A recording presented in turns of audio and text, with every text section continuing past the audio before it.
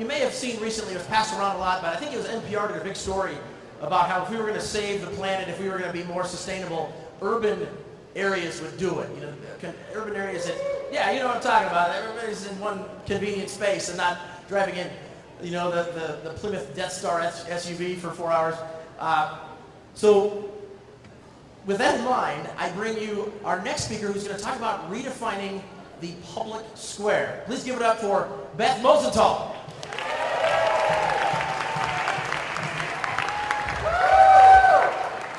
Hi guys, my name is Beth. I'm here to speak to you as an architectural designer, a tactical urbanist, and a Denver transplant who fully invested in the future development of our city. So I want to talk to you about authenticity in public space. So something you guys probably already know, the world is shrinking. Globalization, commercialization, increased transportation, and communication have made physical barriers and boundaries seemingly irrelevant in today's society. And as the world is shrinking, cities are growing. For the first time ever, more people live in cities than in rural or suburban areas. By 2030, 6 out of every 10 people will live in a city, and by 2050, 7 out of every 10 people. So as cities are growing, Denver is growing. And if you look to your right or your left, I guarantee you that someone sitting next to you or near you is a Denver transplant from a different city, state, or country that moved here for the opportunities and amenities that only a growing, thriving city can provide.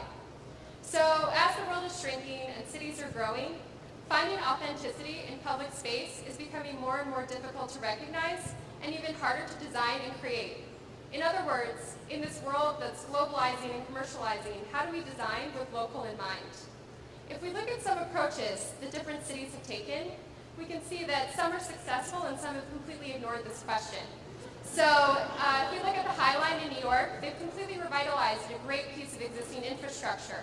Other cities completely ignore this, push form and technology while completely ignoring history and context. So how do we create authenticity in public space? So Chicago did a great job reinforcing culture. Nashville built a Parthenon. And many other cities, unfortunately, just continue to build.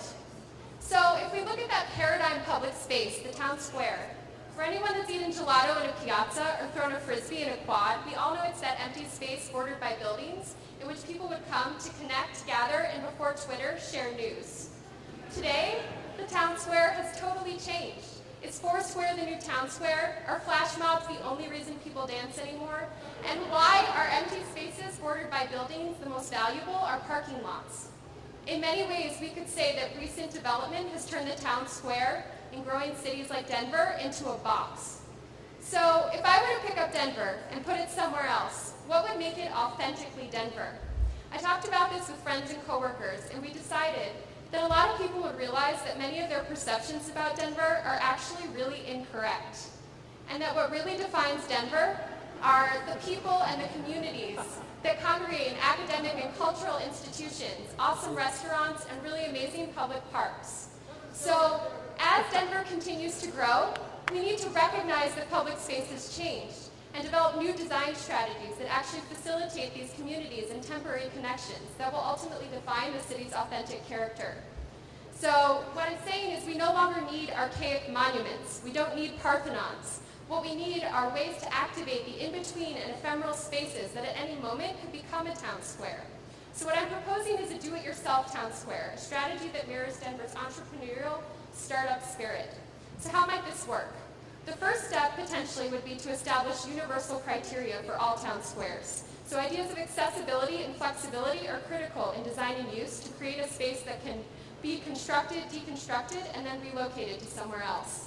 The next step is to completely demystify the design process. If I'm not a designer, but I have an idea for an event in my community, then why not just follow a simple, easy-to-follow flowchart where I can test my ideas, think about considerations, and actually think about the different parameters in a choose-your-own-adventure style. So once I have my site, I have to visit it, and I have to see who's actually already there. What are the existing communities? What is the context? What kind of accessible routes are there? How many people could my space actually hold? Once I decide this and engage a team, the next step would be to engage a design-build strategy, in which you would use, simple, feasible, locally sourced materials to be able to create an infrastructure that functionally supports your event. So just that idea of a kit of parts, essentially, for different levels of attendance. Finally, hold your event. Utilize your social media networks. Bring people together face to face instead of on the computer or staring at your iPhone. So in conclusion, as the world shrinks and cities continue to grow, Denver as an encapsulation of authentic places will become more critical, and public spaces that facilitate community and connection much more vital. We need to stop thinking about space as something that is physically complex and static, and start thinking about it as something that is ephemeral and is more about a fleeting sense of place and experience that fluctuates based on need and program.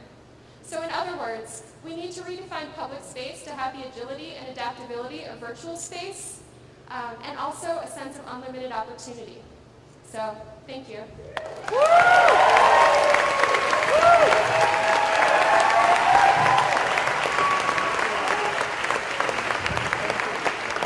Screw Justin Bieber's monkey. That right there is information. Thank you so much, Beth Mosenthal.